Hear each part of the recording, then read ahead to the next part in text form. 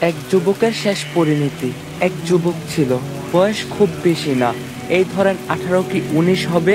দেখতে সুন্দর, স্বাস্থ্য ভালো, টাকা পয়সা, বন্ধু বান্ধব, গাড়ি বাড়ি সব ছিল, কিন্তু একটা জিনিস ছিল না, আল্লাহ তাআলার ভয়। বন্ধুদের সাথে ঘুরে বেড়াতো, রাতে দেরি করে বাসায় ফিরতো, আজান হলে বলতো আরে এখনো অনেক সময় আছে। তার মা অনেক বোঝাতো, বলতো বাবা একদিন এই দুনিয়া ছেড়ে যেতে হবে, সময় থাকতে আল্লাহর কথা ও মৃত্যুকে স্মরণ করো। কিন্তু যুবক হাসতো, বলতো মা জান্নাতে যেতে তো নামাজ পড়তেই হবে, আগে দুনিয়া একটু দেখে নেই।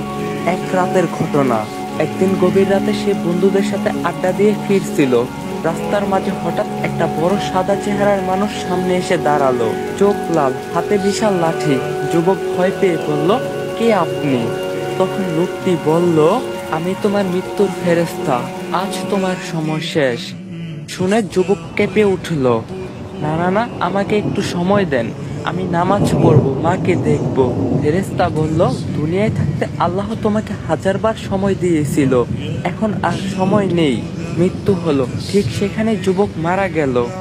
লোক এসে জানাজা পড়ালো, কিন্তু অদ্ভুত ব্যাপার, জানাজার সময় আকাশ কালো হয়ে গেল, বাতাস থেমে গেল। কবরস্থানে নিয়ে যাওয়ার সময় এক বৃদ্ধ লোক এসে বলল, যে জীবনে নামাজ নেই, তাকওয়া নেই, তার জান্নাতও নেই, তার জন্য দোয়া করো, আল্লাহ হয়তো মাফ করবেন। কবরের ভয়ানক রাত, কবরের ভিতর তাকে যখন মাটি চাপা দেওয়া হলো, তখন দুই ভীষণ ফেরেশতা এসে বলল, তোমার রব কে, তোমার ধর্ম কি, তোমার নবী কে? যুবকের জিহ্বা কাঁপছে, কিছু বলতে পারছে না, শুধু মনে পড়ছে মায়ের কথা, আজানের শব্দ আর নিজের দুনিয়ার মায়া। তারপর শুরু হলো আযাব, কবরের মাটি চেপে ধরলো, শরীরের হাড্ডি গুড়িয়ে যেতে লাগলো।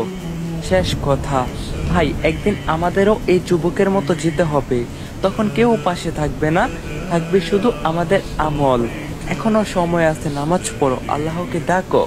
দুনিয়া শুধু দেখার জন্য, জান্নাত বানানোর জন্য না হলেও এই যুবকের মতো একদিন আমাদেরকেও এমনি ফিরে যেতে হবে রবের নিকট। ভিডিওটা আপনার বন্ধু বান্ধব সবার কাছে শেয়ার করবেন, আর যদি ভিডিওটা ভালো লাগে 2000 কপি লিঙ্ক করে দিবেন, তাহলে next Islamic video coming soon.